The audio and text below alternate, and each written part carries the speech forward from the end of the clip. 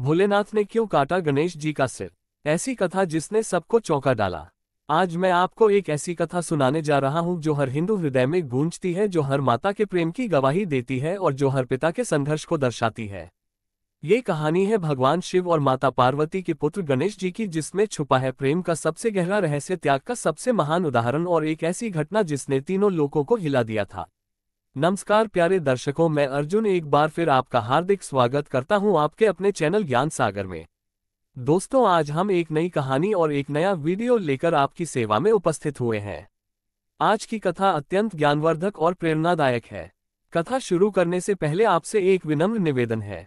शास्त्रों में कहा गया है कि अधूरी छोड़ी गई कथा दुख और पाप का कारण बनती है, इसलिए इसे अंत तक अवश्य सुने। और अगर आप अपनी मां से सच्चा प्रेम करते हैं तो इस वीडियो को लाइक करें, हमारे चैनल को सब्सक्राइब करें और कमेंट में मां लिखकर अपना समर्थन दें।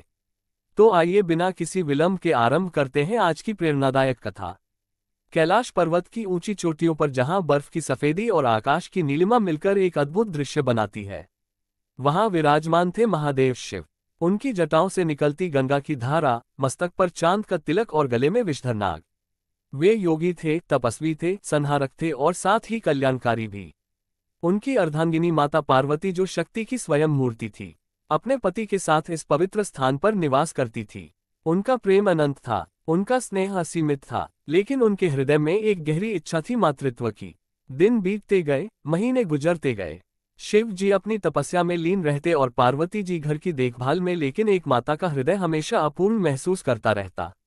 वे देखती कि अन्य देवियां अपने बच्चों के साथ कैसे खुश होती है, कैसे उनकी गोद भरी होती है। एक दिन माता पार्वती ने महादेव से कहा, हे नाथ, मेरा हृदय एक संतान के लिए तरसता है। क्या हमारे घर में भी किसी बच्चे की किलकारी नहीं गूंजेगी? शिव जी मुस्कुराए और बोले, प्रिय, समय आने पर सब कुछ होगा, धैर्य रखो। लेकिन एक माता का हृदय धैर्य कैसे रख सकता है? पार्वती जी का मन बेचैन रहता। वे अक्सर अकेली बैठकर सोचती कि काश उनका भी कोई पुत्र होता जो उन्हें मां कहकर पुकारता। समय बीतता गया और माता पार्वती की संतान की इच्छा और भी प्रबल होती गई। वे देखती थी कि देवराज इंद्र के यहाँ जयंत है, सूर्यदेव के यहाँ यम और शनि है, लेकिन उनके घर में सन्नाटा है। एक दिन जब शिव जी ध्यान में लीन थे, पार्वती जी ने सोचा कि क्यों ना वे स्वयं अपने हाथों से एक पुत्र का निर्माण करें। उन्होंने अपने शरीर से उपटन निकालकर उसमें हल्दी मिलाए और एक सुंदर बालक की मूर्ति बनानी शुरू की। जैसे जैसे वे उस मूर्ति को बनाती गई, उनका हृदय प्रेम से भर गया। वे उसमें अपना सारा स्नेह, अपनी सारी ममता डालती गई। उन्होंने उसे सबसे सुंदर रूप दिया, मोती जैसे दांत, कमल जैसी आंखें और चांद जैसा मुख। जब मूर्ति तैयार हो गई तो पार्वती जी ने उसे अपने हृदय से लगाया और कहा, हे भगवान, यदि मेरी मातृत्व की इच्छा सच्ची है तो इस मिट्टी के पुतले में प्राण डाल दो। उनकी भक्ति, उनका प्रेम और उनकी सच्ची इच्छा का फल मिला। अचानक उस मूर्ति में हलचल हुई और वह जीवित हो गए। एक सुंदर बालक उनकी गोद में था जो उन्हें देखकर मुस्कुरा रहा था। माँ, ये पहला शब्द था जो उस बालक ने कहा। पार्वती जी की आंखों में खुशी के आंसू आ गए। उन्होंने उसे गले लगाया और कहा, हम मेरे लाल, मैं तुम्हारी मां हूं, तुम्हारा नाम गणेश होगा। गणेश का जन्म होते ही कैलाश पर्वत में खुशी की लहर दौड़ गई। देवी देवता आशीर्वाद देने आए। ब्रह्मा जी ने कहा कि यह बालक विशेष होगा। विष्णु जी ने आशीर्वाद दिया कि यह सभी बाधाओं को हरने वाला होगा। गणेश बहुत प्यारे थे, वे मां के आसपास ही रहते, उनकी हर बात मानते। पार्वती जी उन्हें अपनी आंखों का तारा मानती थी। वे उनके लिए स्वादिष्ट व्यंजन बनाती, उनके साथ खेलती और रात को प्रेम से सुलाती। गणेश भी अपनी मां से बहुत प्रेम करते थे। वे कहते, मां, आप सबसे सुंदर हैं, सबसे अच्छी हैं, मैं हमेशा आपकी रक्षा करूंगा। दिन बीतते गए और गणेश बड़े होते गए। वे बुद्धिमान थे, साहसी थे और अपनी मां के प्रति बेहद समर्पित थे। पार्वती जी ने उन्हें सिखाया कि माँ बाप की आज्ञा ही सबसे बड़ा धर्म है, सत्य ही जीवन का आधार है और प्रेम ही सबसे बड़ी शक्ति है। लेकिन एक बात थी, गणेश ने अभी तक अपने पिता से मुलाकात नहीं की थी। शिव जी अक्सर तपस्या में रहते या फिर किसी काम से बाहर जाते रहते। पार्वती जी ने गणेश को बताया था कि उनके पिता महादेव हैं, लेकिन अभी तक उनकी भेंट नहीं हुई थी। एक दिन की बात है, पार्वती जी को स्नान करना था। उन्होंने गणेश से कहा, पुत्र, मैं स्नान करने जा रही हूं, तुम द्वार पर खड़े होकर पहरा देना, कोई भी अंदर ना आने दे, चाहे वह कोई भी हो। गणेश ने तुरंत कहा, जी माँ, आप चिंता न करें, मैं यहाँ खड़ा रहूंगा। कोई भी बिना आपकी अनुमति के अंदर नहीं आएगा। पार्वती जी मुस्कुराए और स्नान करने चली गई। गणेश द्वार पर खड़े होकर पहरा देने लगे। उनके मन में अपनी मां के प्रति अगाध प्रेम था और उसकी आज्ञा का पालन करना उनका सबसे बड़ा धर्म था। कुछ देर बाद तभी वहां एक तेजस्वी पुरुष आया। उनकी जटाएं हवा में लहरा रही थी, त्रिशूल हाथ में था और डमरू की आवाज गूंज रही थी। ये स्वयं भगवान शिव थे जो अपने घर लौट रहे थे। शिव जी ने देखा कि द्वार पर एक अजनबी बालक खड़ा है। उन्होंने सोचा कि शायद ये किसी देवता का पुत्र है जो पार्वती जी से मिलने आया है। शिव जी ने गणेश से कहा, बालक हट जाओ, मुझे अंदर जाना है। गणेश ने विनम्रता से कहा, महाराज मैं खेद करता हूँ, लेकिन मेरी माँ ने कहा है कि कोई भी अंदर ना जाने दे। कृपया थोड़ी प्रतीक्षा करें, मैं माँ से पूछता हूँ। शिव जी को आश्चर्य हुआ। उन्होंने कहा, बालक यह मेरा घर है, मैं यहाँ का स्वामी हूँ। तुम कौन होते हो मुझे रोकने वाले? गणेश ने दृढ़ता से कहा, महाराज मुझे नहीं पता आप कौन है, लेकिन मेरी माँ की आज्ञा मेरे लिए सर्वोपरि है। जब तक वे नहीं कहती मैं किसी को भी अंदर नहीं जाने दूंगा। शिव जी को गुस्सा आने लगा। उन्होंने सोचा कि यह कैसी ढाई है, एक छोटा बालक उन्हें जो तीनों लोकों के स्वामी है, अपने ही घर में प्रवेश से रोक रहा है। उन्होंने फिर कहा, बालक मैं शिव हूँ, इस घर का स्वामी हूँ, पार्वती का पति हूँ, अब हट जाओ। लेकिन गणेश ने माँ की आज्ञा की रक्षा करते हुए कहा, माफ करें, लेकिन मैं केवल अपनी माँ की बात मानूंगा। आप कुछ भी कहें मैं आपको अंदर नहीं जाने दूंगा। शिव जी का क्रोध भड़क उठा। उन्होंने अपने गणों को बुलाया, इस उदंड बालक को यहाँ से हटाओ। शिव जी के गण आगे बढ़े, लेकिन गणेश ने उनका सामना किया।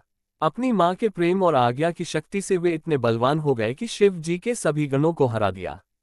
ये देखकर शिव जी और भी क्रोधित हुए। उन्होंने सोचा कि यह कैसा बालक है जो मेरे गणों को हरा देता है। उन्होंने ब्रह्मा और विष्णु को बुलाया। जब ब्रह्मा और विष्णु आए तो उन्होंने गणेश को समझाने की कोशिश की। बालक ये शिव जी हैं, तुम्हें इन्हें अंदर जाने देना चाहिए। लेकिन गणेश अड़िग रहे। उन्होंने कहा, मैं किसी की बात नहीं मानूंगा, मेरी माँ की आज्ञा ही मेरे लिए सर्वोपरि है। ये सुनकर विष्णु जी बोले, शिव जी यह बालक अद्भुत है, इसमें असाधारण भक्ति और दृढ़ता है। लेकिन शिव जी का क्रोध शांत नहीं हुआ। उन्होंने सोचा कि अगर इस बालक को सबक नहीं सिखाया तो भविष्य में और भी समस्याएं होंगी। जब समझाने बुझाने से कोई बात नहीं बनी तो शिव जी ने युद्ध की घोषणा कर दी। उन्होंने अपना त्रिशूल उठाया और गणेश की ओर बढ़े। गणेश भी तैयार हो गए। वे जानते थे कि सामने वाला कोई साधारण व्यक्ति नहीं है, लेकिन अपनी माँ की आज्ञा की रक्षा करना उनका कर्तव्य था। युद्ध शुरू हुआ। गणेश ने अद्भुत वीरता दिखाई। उन्होंने शिव जी के कई वारों को रोका, उनके त्रिशूल को रोका, उनके गणों को हराया। ये देखकर तीनों लोक में हलचल मच गई। देवता आश्चर्यचकित थे कि यह बालक कैसे महादेव का सामना कर रहा है। दरअसल गणेश में अपनी मां के प्रति प्रेम और भक्ति की इतनी शक्ति थी कि वे असाधारण बल पा रहे थे। युद्ध लंबा चला। गणेश थकने का नाम नहीं ले रहे थे। वे बार बार कह रहे थे, मैं अपनी मां की आज्ञा की रक्षा करूंगा, चाहे जो भी हो जाए। इधर पार्वती जी स्नान कर रही थी और उन्हें बाहर की इस हलचल का पता नहीं था। युद्ध की आवाज सुनकर पार्वती जी चिंतित हो गई। उन्होंने जल्दी जल्दी स्नान समाप्त किया और बाहर आकर देखा तो दृश्य देखकर उनके होश उड़ गए। उनका प्यारा पुत्र गणेश खून से लथपथ होकर लड़ रहा था, लेकिन फिर भी द्वार की रक्षा कर रहा था। शिव जी क्रोध में त्रिशूल लिए खड़े थे। पार्वती जी चीखी, रुक जाओ, यह क्या हो रहा है? लेकिन उस समय तक बहुत देर हो चुकी थी। शिव जी का क्रोध चरम पर पहुंच गया था। उन्होंने सोचा कि इस उदंड बालक को सबक सिखाना ही होगा। गणेश भी अपनी मां को देखकर खुश हो गए। उन्होंने कहा, मां, मैंने आपकी आज्ञा की रक्षा की है, कोई भी बिना आपकी अनुमति के अंदर नहीं गया। ये सुनकर पार्वती जी की आंखों में आंसू आ गए। उनका पुत्र कितना समर्पित था, कितना आज्ञाकारी था। लेकिन शिव जी का क्रोध अभी भी शांत नहीं हुआ था। उन्होंने देखा कि यह बालक अभी भी हारने को तैयार नहीं है। उनके अहंकार को ठेस पहुंची थी कि एक छोटा बालक उनका इतना विरोध कर रहा है। क्रोध में आकर शिव जी ने अपना त्रिशूल उठाया। ये त्रिशूल जो अब तक केवल असुरों और दुष्टों के सहार के लिए उठा था, आज एक निर्दोष बालक की ओर उठ रहा था।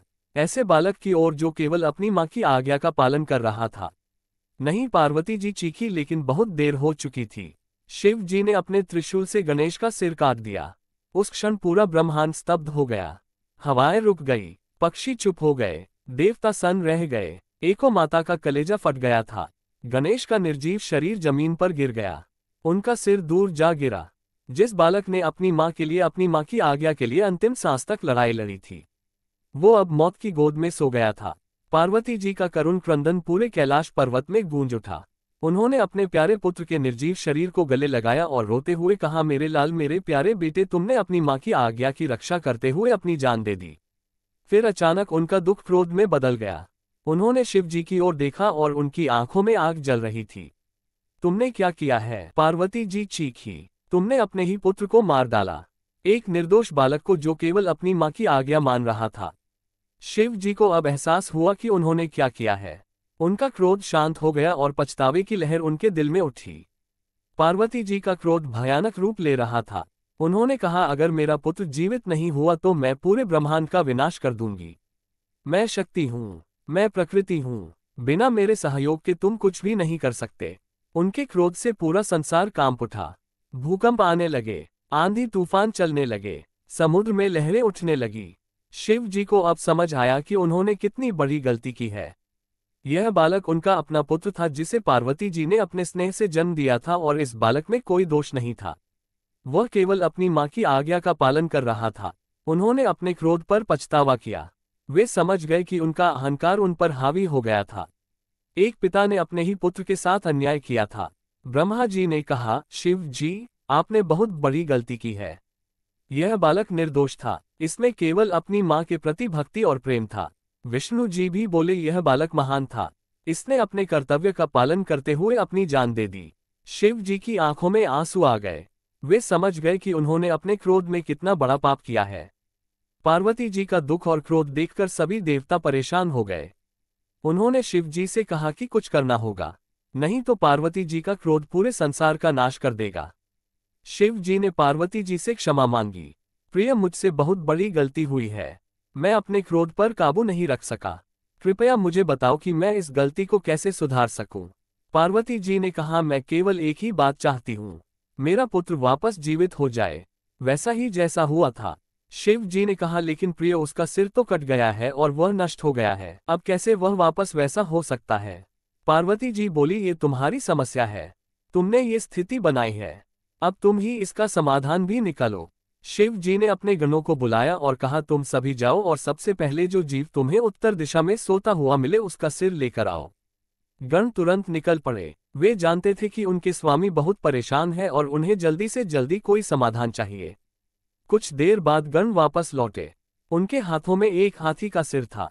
वे बोले, स्वामी, हमें उत्तर दिशा में एक हाथी सोता हुआ मिला, हमने उसका सिर काट लिया है। यह कोई साधारण हाथी नहीं था, यह इंद्र का हाथी ऐरावत का पुत्र था, जो बहुत ही सुंदर और तेजस्वी था। शिव जी ने गणेश के धड़ पर हाथी का सिर रखा और अपनी शक्ति से उसे जोड़ दिया। फिर उन्होंने गणेश के सीने पर हाथ रखा और कहा, उठो मेरे पुत्र, जीवित हो जाओ। शिव जी की शक्ति से गणेश में फिर से प्राण आ गए। वे धीरे धीरे उठे। अब उनका चेहरा हाथी की तरह था, लेकिन उनमें वही प्रेम था, वही भक्ति थी, वही मासूमियत थी। गणेश ने आंखें खोली और सबसे पहले अपनी माँ को देखा। माँ, ये पहला शब्द था जो उन्होंने कहा। पार्वती जी का हृदय खुशी से भर गया। उन्होंने अपने पुत्र को गले लगाया। मेरे लाल, तुम वापस आ गए। लेकिन गणेश को अपने नए रूप को लेकर चिंता हुई। उन्होंने कहा, माँ, मैं तो बहुत अजीब लग रहा हूँ। पार्वती जी ने कहा, बेटा, तुम सबसे सुंदर हो, तुम्हारे हाथी जैसे मुख में बहुत तेज है, बहुत बुद्धि है। शिव जी भी आगे आए और बोले, पुत्र, मुझसे गलती हुई है, मैं अपने क्रोध को काबू नहीं कर सका, क्या तुम मुझे माफ कर सकते हो? गणेश ने अपने पिता को देखा। उनकी आंखों में कोई गुस्सा नहीं था, कोई शिकायत नहीं थी, केवल प्रेम था, केवल सम्मान था। उन्होंने कहा, पिताजी, आपने जो भी किया वह आपकी मर्जी से किया। मैं आपका पुत्र हूँ, मेरा धर्म है कि आपका सम्मान करूं। मैं आपसे कोई शिकायत नहीं करता। ये सुनकर शिव जी की आंखों में आंसू आ गए। उन्होंने सोचा कि कैसा महान पुत्र है ये जिसके साथ अन्याय हुआ है, फिर भी वह अपने पिता से प्रेम करता है। उन्होंने गणेश को गले लगाया और कहा, पुत्र, तुम वास्तव में महान हो, तुम्हारे हृदय में इतनी क्षमा है, इतना प्रेम है। पार्वती जी भी खुश हुई कि उनके परिवार में फिर से शांति आ गई है। लेकिन अभी भी उनके मन में दुख था कि उनके पुत्र के साथ जो कुछ हुआ था। शिव जी को लगा कि केवल क्षमा मांगना काफी नहीं है। उन्होंने सोचा कि गणेश के साथ जो अन्याय हुआ है उसकी भरपाई करनी चाहिए। उन्होंने कहा, पुत्र गणेश, तुमने अपनी माँ की आज्ञा की रक्षा करते हुए अपनी जान दे दी। तुम्हारी यह भक्ति, तुम्हारा ये समर्पण अद्वितीय है। मैं तुम्हें विशेष आशीर्वाद देता हूँ। आज से तुम सभी देवताओं में प्रथम पूजनीय होगे। कोई भी शुभ कार्य तुम्हारी पूजा के बिना शुरू नहीं होगा।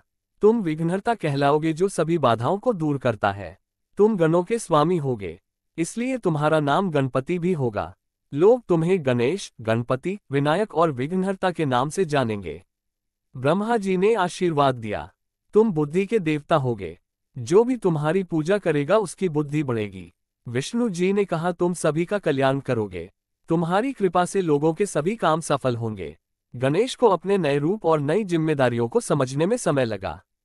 वे जानते थे कि अब वे कोई साधारण बालक नहीं रह गए हैं बल्कि एक देवता बन गए हैं, जिसकी जिम्मेदारी पूरे संसार के कल्याण की है। गणेश जी की यह कहानी हमें सिखाती है कि प्रेम सबसे बड़ी शक्ति है, क्षमा सबसे बड़ा गुण है और दूसरों की सेवा सबसे बड़ा धर्म है। प्यारे भक्तों, हमें आशा है कि यह कथा आपके जीवन में सकारात्मक बदलाव लेकर आई होगी। कृपया इसे लाइक करें और दूसरों तक पहुंचाने के लिए इसे शेयर करें। अपने श्रद्धा भाव को कमेंट सेक्शन में जय गणेश जय गणपति लिखकर प्रकट करें। इस कथा को अंत तक देखने के लिए आपका दिल से धन्यवाद। गणपति बप्पा मोरया, मंगल मूर्ति मोरया।